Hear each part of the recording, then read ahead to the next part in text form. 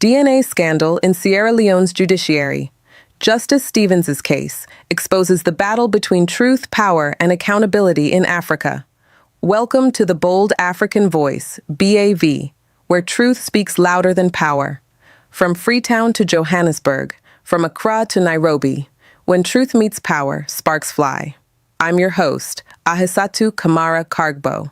Tonight, we explore a case that's shaking Sierra Leone's judiciary and echoing across Africa, the Justice Stevens DNA paternity saga, a story where science meets justice, and where one man's private truth becomes a public reckoning. In a courtroom drama fitting a soap opera script, minus the commercial break, the spotlight has landed on Justice Momoh-Jah Stevens of Supreme Court of Sierra Leone, or more precisely, the Court of Appeal, but we'll come to that. In proceedings front-rowed by journalists, family members, and civil society groups, two laboratories, Ramsey Medical Laboratory and EcoMedi Advanced Center, submitted DNA matching reports claiming a positive match between a newborn child and Justice Stevens, with an asserted certainty of 99.999%.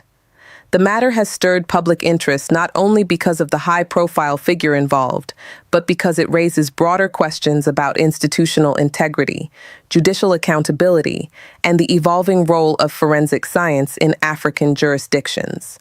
Here's a deep dive-style analysis, complete with some light humor, because if you don't laugh, you'll cry. Good morning to the people of Sierra Leone. My name is Ms. Edwina Awajami. I want to reveal something to the people of Sierra Leone. This is very significant for all the women and girls in Sierra Leone. I want you people to know that the God that we serve is a God that hates injustice. In fact, inside the Holy Bible, in the book of Isaiah, the word of God says that the Lord reigns and rules with equity.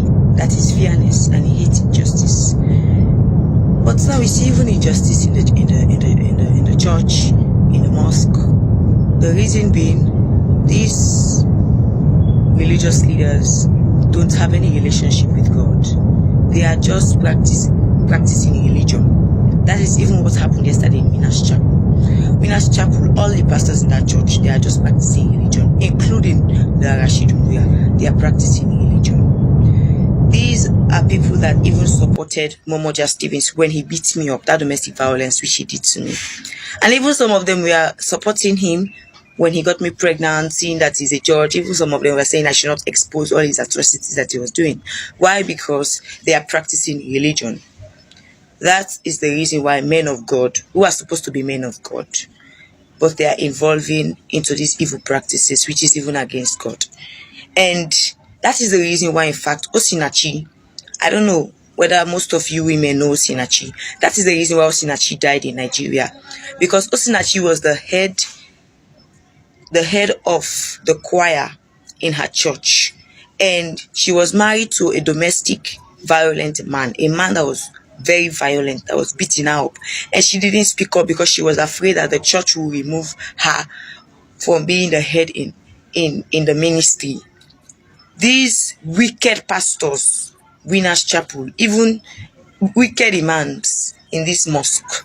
That was the reason why, even though Momoh-Jah Stevens, who seems to be a religious leader because he's an imam, but does not have any fear of God in his heart, beat me up, even though it is not in the Quran, even though it is not in the Holy Bible. So this means that even these religious leaders are not practicing the word of God. They don't have any fear of God in their hearts anymore. And this is one thing also that is affecting the judiciary of Sierra Leone. The fear of God has completely departed from the judiciary. So what is going to happen now? God is cleansing the land to restore the fear of God in the hearts of his people. Lawyer Rashid Umbia does not have the fear of God in his heart. He's a very corrupt lawyer. I will not lie to the public. All the pastors in Winners Chapel are very corrupt. They don't have the fear of God in their hearts. In fact, the imams, I don't know, but Momoh-Jah Stevens was a very corrupt imam. Of course, you people have already seen it. The DNA have exposed him. DNA have already embarrassed him. So, that is a clear evidence. So, our women and girls, please don't be afraid to speak up, okay? Because even these pastors in church that are threatening you that if you speak up, they will remove you from being choir head. If you speak up against the atrocities your men are doing to you. Some of these pastors, in fact, beat their wives at home rape their wives at home. They don't want their wives to be exposing them. They suppress them. So me, I expose it, and I'll continue to expose every evil and atrocity in this land. I'm not afraid of men. I'm afraid of God. It is God I fear. And anyone that does not fear God, I say God will hammer that individual. Whoever is listening to me now, I want you as a man to fear God. If you don't fear God, God will destroy you in this land. And as a woman and a girl, please continue to speak up. Continue to speak up. Don't be silent. Let's break the silence. And let the fear of God reign in our hearts. Thank you so much for listening, and have a nice day. Thank you. Good afternoon to the people of Sierra Leone. My name is Edwina Awajamiru. I want the entire Republic of Sierra Leone to know that today, Sunday, I went to church, to Winners Chapel International Church at Smiler Town, the headquarters, to go and give testimony in church on what God did for me in Sierra Leone. God gave me victory in that case between me and Momoh-Jah Stevens.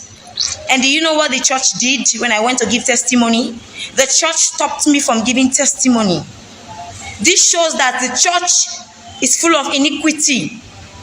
There are evildoers in the church. This message is not only to the Republic of Sierra Leone, but also to Bishop Oyedipo, who is the head of Winners Chapel all over the world.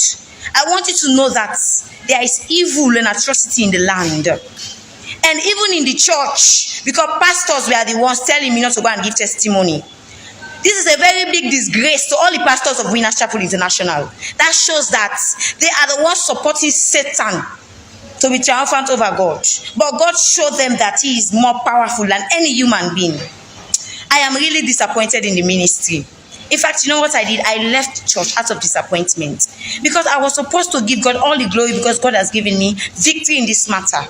And I want the people of Sierra Leone to know that it is God that did it for me. It is God. No lawyer did it. In fact, Lawyer Rashid was in the church. He's attending Winners Chapel. Including him, he stopped me from giving testimony. These people are wicked people. I'm really disappointed. Lawyer Rashid, I'm disappointed in him. Winners Chapel pastors, I'm disappointed. Especially the pastors in the headquarters.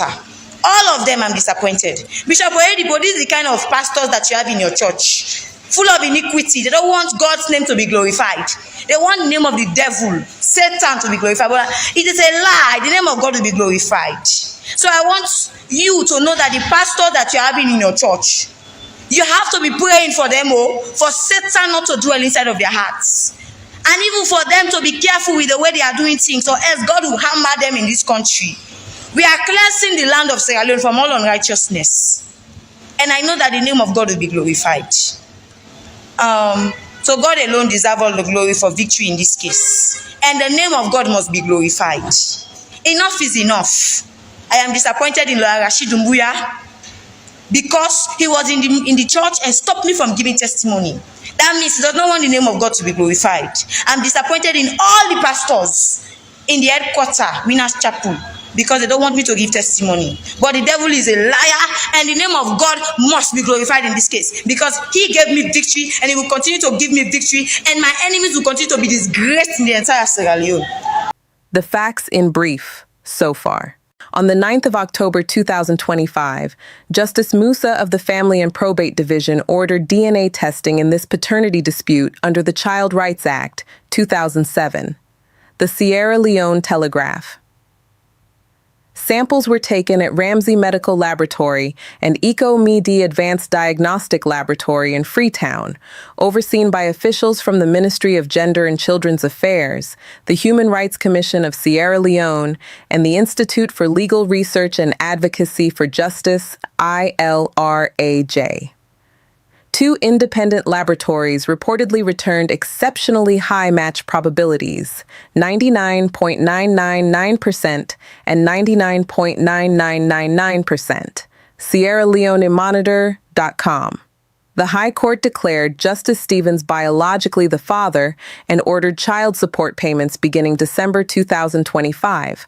Approximate monthly amount, 10,000 leones, £33, under Section 83 of the Child Rights Act. The judge has been placed on administrative leave by the Chief Justice pending the outcome of further proceedings. Sierra loaded. Why it matters on multiple levels. 1. Judicial credibility and public trust. When a sitting or recently sitting judge becomes a defendant in a personal misconduct case, the optics matter enormously. In many African jurisdictions, the judiciary is already perceived by many citizens as distant, slow, and under-resourced. When one of its own appears before the same system for accountability, the risk is dual: erosion of public trust and a perception of selective justice. In Sierra Leone, the fact that a senior judge is at the center of a high-profile paternity suit raises the question: can the judiciary hold itself to the same standards it expects of others? If yes, that bolsters legitimacy. If no, it feeds a narrative of impunity. 2. The role of forensic science in Africa. That the case hinges on DNA evidence is noteworthy. For too long, forensic capabilities in many African countries have lagged behind. Access to reliable labs, chain of custody standards, external verification, and transparency are often weak. Yet here, the reports claim dual labs, external verification, US/UK, and oversight from rights bodies. This signals a growing maturity in evidence-based justice systems on the continent. The implication, as forensic science becomes more accessible across Africa, other legal systems will face similar tests, and citizens will increasingly expect data, not just rhetoric. Third, child rights and gender dimensions. Children's rights and gender issues are deeply woven into this story. The plaintiff, a woman identified as Edwina Hawa Jamiru, reportedly a law student, gave birth on the 10th of April 2025 and faced significant hurdles in calling for the test. The case probes not only paternity, but social expectations, power balances, and the ability of young women to demand accountability from powerful men. Across Africa, similar issues play out. In countries where child support enforcement is weak and where gender-based barriers inhibit recourse, the message from this case could ripple outward. The formal justice system can affirm rights even against elites. Africa-wide comparison and what we can learn. Nigeria. Paternity cases are common, but forensic infrastructure is weak, leading to long delays or reliance on testimony rather than science. If Sierra Leone can produce dual lab evidence, it raises the bar. Kenya. Child support enforcement has improved through specialist family courts and fast-track procedures, yet paternity testing remains contested and costly. South Africa, one of the continent's most advanced forensic systems. Courts routinely admit DNA evidence, but the key challenge remains affordability for the average citizen. So, Sierra Leone's case might seem small, a monthly 10,000 leones payment, but the symbolic value is significant. If the judiciary handles this transparently and fairly, it may become a model for other African countries juggling elite impunity, forensic constraints, and gender justice demands. Forward-looking thoughts and some humorous side notes. Expect more forensic science education efforts across West Africa. The headline, 99.999% certainty, will be printed in bold somewhere and mimic the 99.9% effectiveness adverts you see for mosquito nets, but this time in court. Media impact.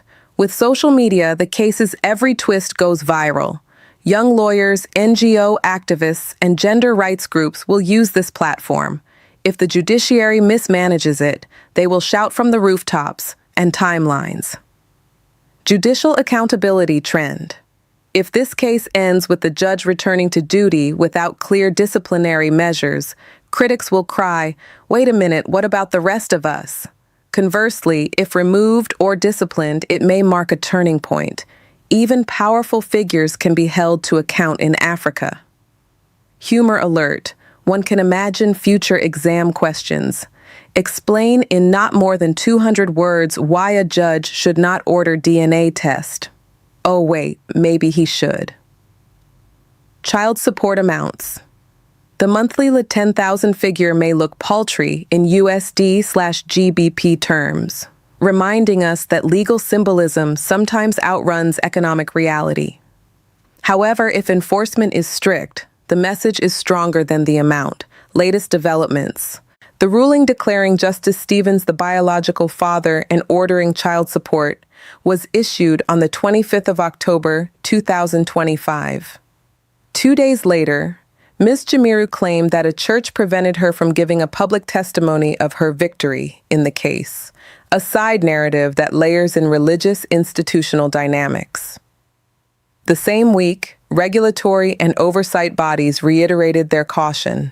Even with DNA evidence, no final judgment beyond paternity, e.g., criminal or disciplinary, has been delivered. What happens next? Judicial review. Will the Chief Justice or Judicial Service Commission initiate disciplinary proceedings? The case opens the door for internal accountability processes. Enforcement of child support. Will payments be made reliably? Will delays or avoidance by the father, especially being a judge, test enforcement mechanisms? Precedent setting. Other individuals and NGOs may cite this case when demanding paternity tests, child support, or judicial accountability. Public perception. The public will watch whether the system treated one of us or like them. If it's the latter, disillusionment deepens. Policy implications.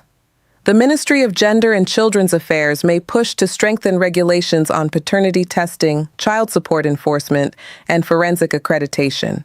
The courtroom aftermath and the public reaction. A trial that turned into a national conversation. The courtroom may have been air-conditioned, but the atmosphere outside has been blazing. Since the DNA results were revealed, Sierra Leone streets, WhatsApp groups, and radio talk shows have transformed into mini courts of public opinion. Everyone suddenly became a forensic expert, confidently explaining what 99.999% means, as though they had personally calibrated the PCR machine at Ramsey Medical Laboratory. On one side are those hailing the judgment as a triumph for justice and women's rights. "Finally, the mighty can fall," exclaimed a commentator on AYV television, drawing applause from social media users who feel that too many powerful men escape accountability when it comes to domestic and gender-related issues. On the other hand, supporters of Justice Stevens have adopted a wait-and-see approach, emphasizing the presumption of innocence until final judicial review. They argue that while DNA is compelling, the court's procedural integrity must still be upheld. As one senior lawyer quipped to Politico SL, "In Sierra Leone, people read headlines faster than judgments. The judiciary's tightrope walk." Inside the judiciary, the case has become more than just a personal scandal. It's an institutional stress test. Judicial officers whisper privately about the Stevens precedent. If a sitting or senior judge can face such public scrutiny, then no one within the legal hierarchy is immune. Chief Justice Desmond Babatunde Edwards, according to a report by the Sierra Leone Telegraph, October 26, 2025, has already placed Justice Stevens on administrative leave pending internal review. That move was necessary to preserve public confidence, yet it also signals the enormous challenge of policing one's own institution.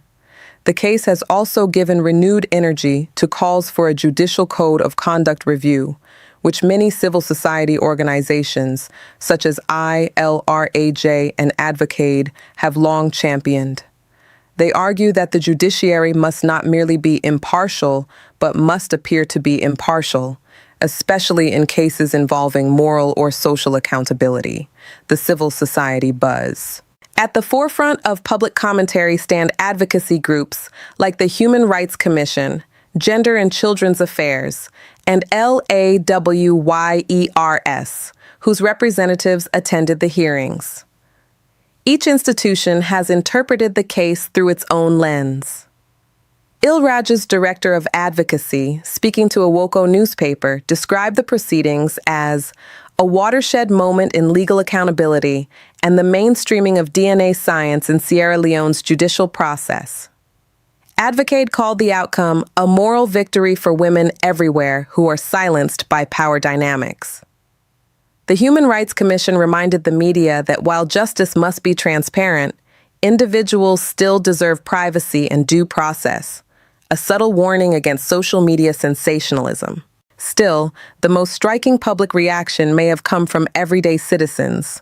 Street vendors in PZ, Okada riders in McKinney, and students in Bow are all talking about that 99.999 story.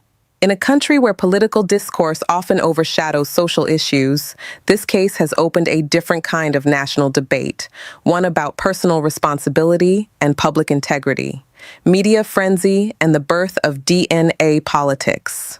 Local media outlets have milked the story for every possible headline, from the serious Justice Stevens DNA result confirmed to the satirical 99.999 problems, but paternity ain't one. The case has reignited discussions about ethical journalism and privacy rights. The rise of DNA politics, where personal scandals are used as ammunition in political rivalry, has not gone unnoticed. Commentators on Radio Democracy, 98.1 FM and SLBC Morning Show have warned that unless the judiciary sets a clear precedent, future cases could be politicized, with DNA results weaponized to tarnish reputations or settle scores. It's an ironic twist. A case that began with a personal paternity dispute has mutated into a national referendum on integrity, gender justice, and media ethics. Social media, Sierra Leone's new Supreme Court.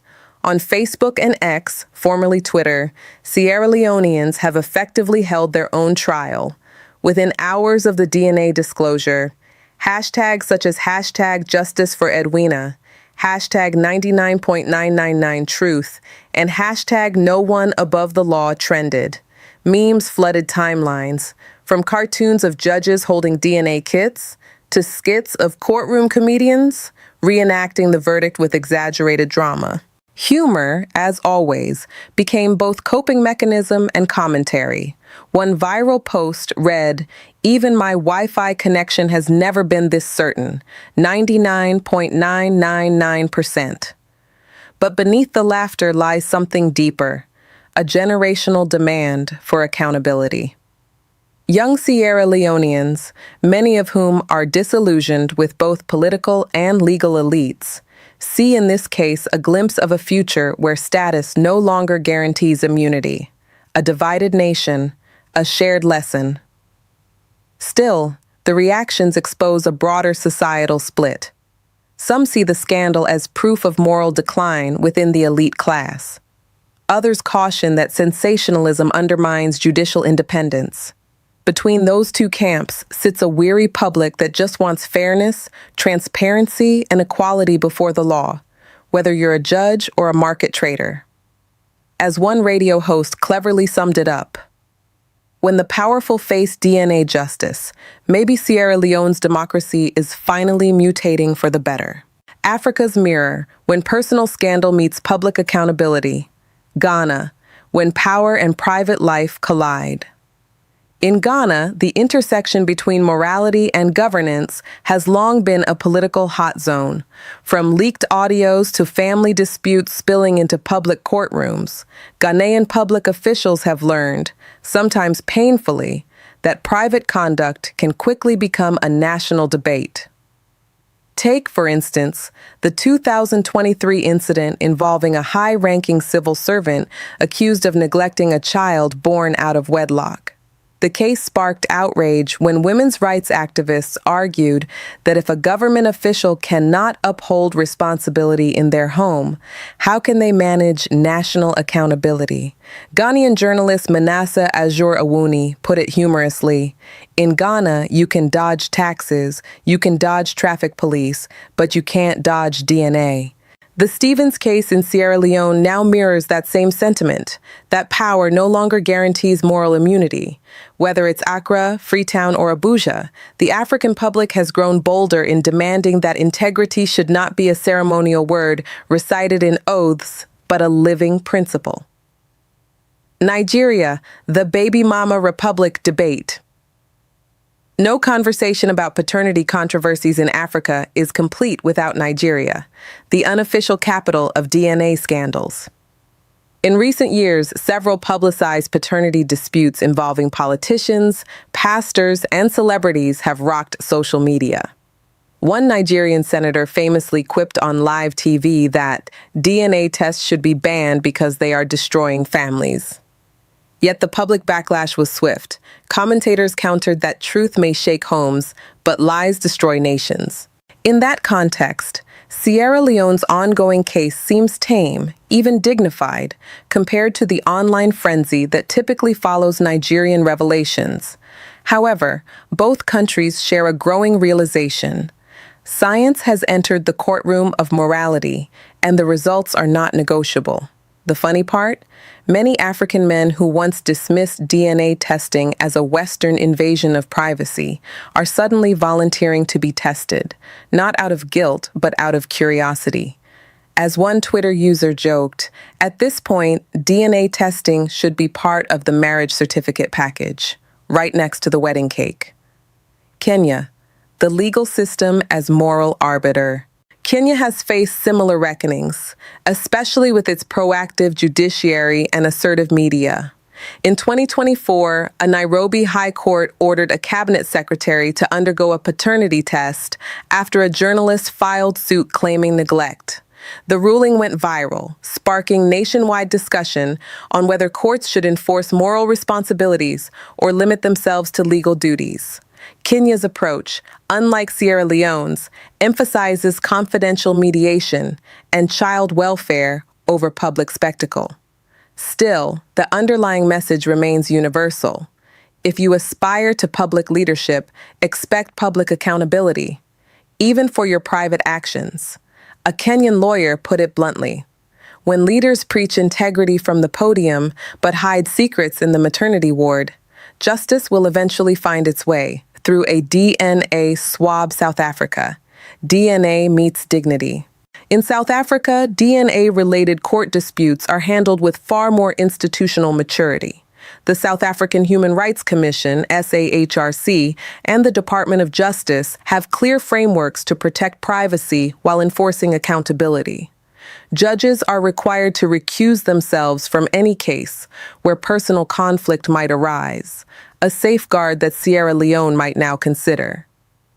Interestingly, South African comedians have used humor to diffuse societal tension. One popular stand-up comic recently joked, "In South Africa, we trust DNA more than our politicians. At least DNA doesn't lie."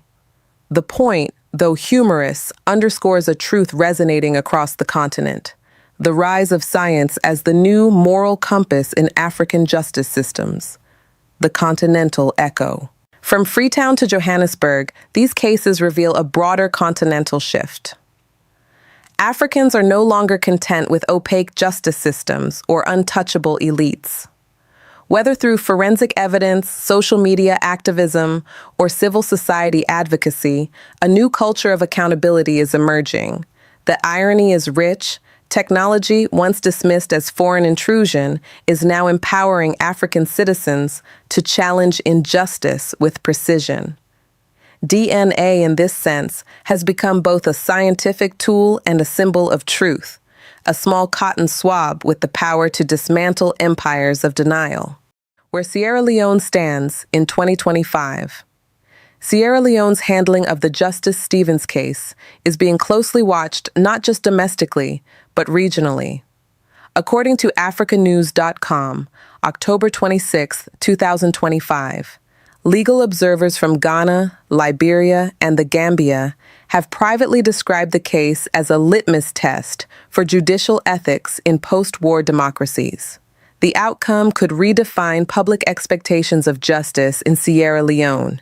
If managed transparently, it could strengthen the judiciary's credibility. But if mishandled or politically influenced, it risks deepening cynicism in a nation still healing from decades of governance mistrust.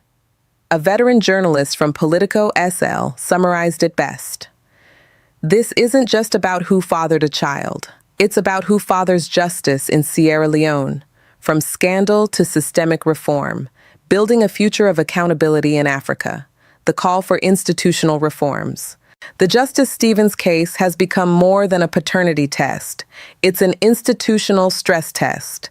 Sierra Leone now faces a critical opportunity to either sweep this embarrassment under the carpet or use it to spark genuine reform within the judiciary and public service. Civil society leaders have urged the Judicial and Legal Service Commission, JLSC, to introduce stronger ethical codes and accountability protocols for judges, especially concerning personal conduct that might undermine public confidence. According to a Sierra Leone Telegraph editorial, October 26, 2025. The credibility of the judiciary rests not only on judgments rendered in court, but on the perceived integrity of those who deliver them. This sentiment echoes across Africa. From Ghana's Judicial Council to Kenya's Ethics and Anti-Corruption Commission, there is growing awareness that ethics must become proactive, not reactive. Waiting for scandal to drive reform only deepens public cynicism. Restoring public trust through transparency. Trust, once lost, takes decades to rebuild. For Sierra Leone's judiciary, transparency is the only antidote. This means publishing disciplinary outcomes, empowering the media to report responsibly, and ensuring that oversight bodies act independently of political influence. If the judiciary can hold one of its own accountable, it will send a powerful message, not just to citizens, but to the continent. Justice is blind, not selective. Transparency also demands media responsibility. While journalists must expose wrongdoing, they must equally respect privacy and due process.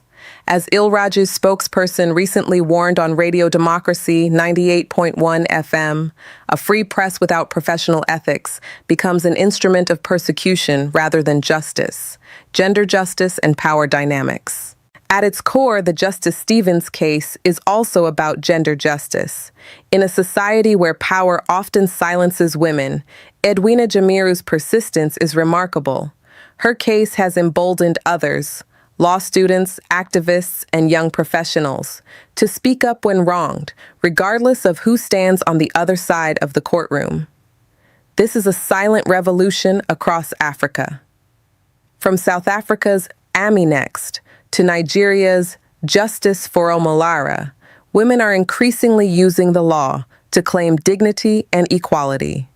Sierra Leone's handling of this case will determine whether that progress continues or falters under social pressure. The humor and humanity in justice. Let's be honest, Africans have an unmatched talent for turning tragedy into comedy. Memes of DNA kits labeled Truth Machine 5000 and jokes about 99.999% accuracy, even better than political promises, flood WhatsApp daily. Yet beneath the laughter lies wisdom. Humor has always been Africa's way of coping with discomfort, while revealing truths our leaders prefer to ignore. As one columnist in a Woko newspaper noted, if laughter exposes hypocrisy, then perhaps humor is our new court of appeal. Lessons for Africa's leaders. The Justice Stevens saga holds timeless lessons for African leadership, whether in politics, law, religion, or business. 1.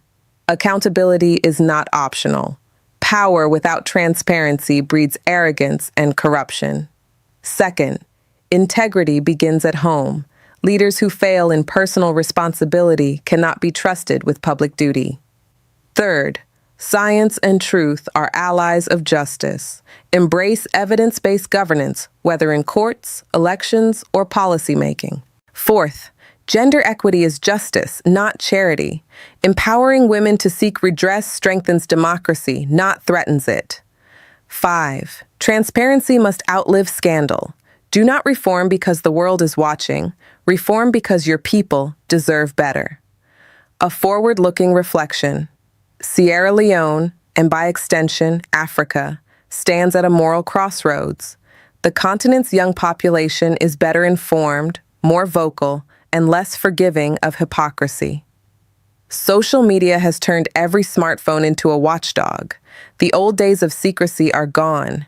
If African institutions learn from this moment, they can build societies where truth, fairness, and dignity become national values, not courtroom exceptions. But if they choose denial or silence, history will record this as yet another missed opportunity for reform. As we close this chapter, though not the broader struggle, the message to Africa's leaders is simple. You can't build nations on lies. DNA has proven it scientifically. Now governance must prove it morally. Summary of key messages. Judicial integrity. The Stevens case exposes systemic weaknesses, but also a chance for reform in Sierra Leone's judiciary. Forensic truth. DNA testing has become a symbol of modern accountability, where science meets justice. Gender empowerment. Women's courage to confront power reshapes the moral and legal landscape across Africa. Continental trend. From Ghana to South Africa, the expectation of ethical leadership is rising. Scandals no longer stay private. Leadership lesson. True leadership is measured not by speeches, but by the courage to face truth. Even when it's uncomfortable, Africa is changing. Slowly, loudly, and sometimes painfully. But as the Stevens case reminds us, progress often begins not with applause, but with confrontation. And sometimes it starts with a cotton swab that speaks louder than a gavel. Thank you for watching The Bold African Voice, BAV, where truth speaks louder than power. The Justice Stevens case may be about DNA, but the real test is moral for our leaders, our systems, and our societies. Across Africa, people are asking, if justice can find the powerful in their private lives, can it also find fairness in public governance?